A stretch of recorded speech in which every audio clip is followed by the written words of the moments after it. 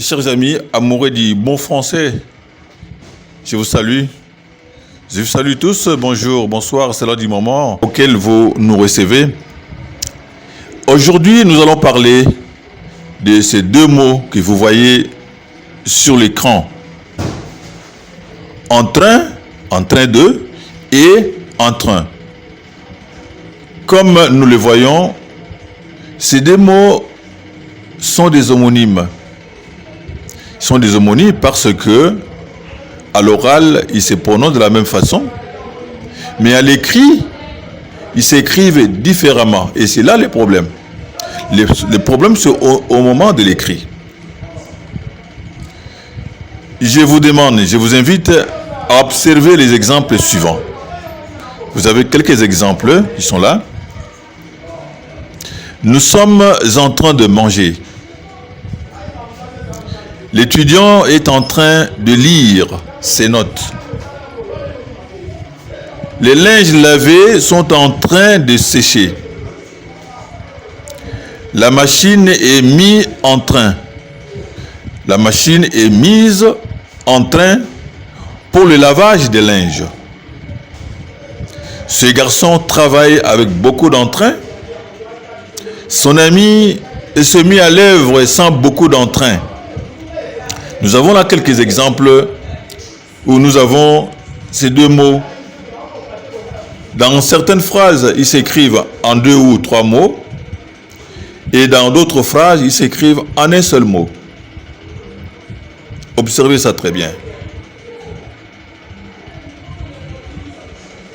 Alors, pourquoi ces mots s'écrivent-ils différemment? Ceci tout simplement parce qu'ils ont, du point de vue des sens, du point de vue sémantique du sens, ils ont des sens différents. Chaque mot a sa signification. Ça a traduit une idée. Là où j'ai dit qu'ils ont des sens différents. Tandis que du point de vue grammaire, ils ont des valeurs aussi différentes. Sur le plan sémantique ou sur le plan des sens, entrer en un seul mot signifie ardeur, animation, enthousiasme. Tandis que en train ou en train de, en 2 ou 3 mots, signifie être en bonne disposition physique. Ça, c'est l'explication que le dictionnaire nous donne. Être en voie d'exécution. Et ça exprime le déroulement actuel. Donc ça peut aussi exprimer le déroulement actuel d'une action. L'évolution d'un état ou la durée dans l'état. Revenons aux phrases, aux exemples que nous avons donnés. Nous sommes en train de manger. Nous sommes en train de manger. Ça exprime une certaine évolution dans le temps. Il y a l'action dans le temps, une certaine exécution de l'action dans le temps. L'étudiant est en train de lire ses notes. Là aussi, nous voyons une certaine évolution dans le temps, un certain mouvement dans le temps. Mouvement, pas mouvement physique, mais il y a une certaine évolution dans le temps. L'étudiant est en train de lire ses notes. Les linges lavés sont en train de sécher. Il y a une certaine évolution de l'état d'une chose, l'évolution dans le temps, la durée dans le temps. Les linges sont en train de sécher. La machine est mise en train pour le lavage des linges. La machine est mise en train pour le lavage de linge. Là, ça traduit l'exécution, le début d'exécution d'une action. Ce garçon travaille avec beaucoup d'entrain. Observez bien la signification. Et ici, c'est différent. Le sens n'est pas le même comme dans les phrases précédentes. Ce garçon travaille avec beaucoup d'entrain. Nous avons entré là en un seul mot. Il travaille avec beaucoup d'ardeur dans le travail. Il a beaucoup d'ardeur dans le travail. Ici, entrain signifie ardeur, une certaine animation, un certain enthousiasme dans le travail qu'il fait. Son ami s'est mis à l'œuvre sans beaucoup d'entrain.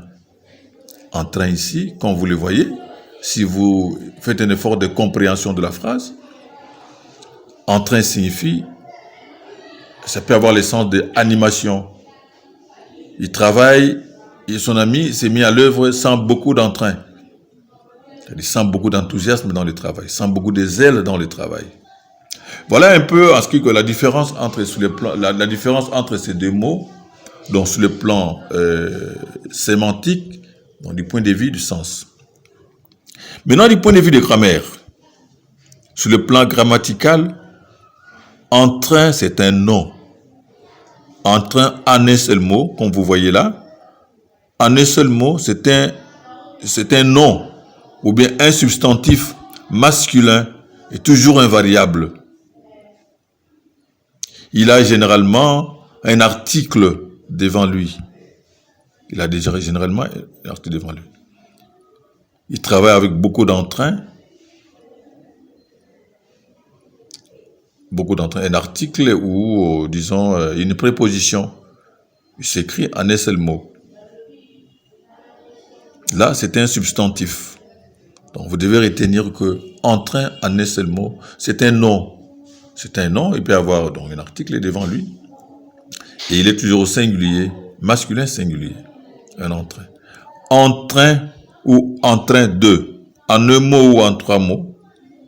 Il est soit une locution adverbiale, ça c'est sur le plan grammatical. Il est soit une locution adverbiale, quand c'est entrain tout court, en deux mots. En train. Là, il est locution adverbiale. Maintenant, entrain, il peut aussi se présenter sous la forme entrain de. Entrain de. Là, il a trois mots. Là-bas, sur le plan grammatical, donc il a la valeur d'une locution prépositive. Locution prépositive. Voilà un peu la différence qu'il y a entre ces deux mots. Très souvent, nous commettons beaucoup d'erreurs au niveau de l'écrit. Nous pouvons prononcer ça correctement, et là, la correction, elle est correcte, mais la prononciation est correcte, mais quand nous écrivons, nous devons faire très attention. Les amoureux du bon français, oui, c'est très important, parce qu'on juge aussi quelqu'un à travers son écrit. Comment il écrit, comment il arrange ses textes, comment il traduit son idée. Parce que si à la place de entrain en un mot, vous utilisez entrain à deux mots, c'est une faute grave et c'est pas bon. Vous êtes mal jugé à partir de ça. Et pour terminer, je vous laisse un exercice. Un exercice à choix multiples. Indiquez la phrase dans laquelle entrain en un mot ou entrain de en deux ou trois mots est mal écrit. Vous avez 5 assertions et dans ces phrases-là, dégagez, c'est un exercice pour vous aider, voir si vous avez bien compris.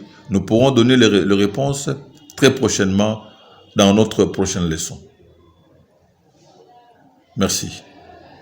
Je vous dis au revoir et à nous revoir très prochainement.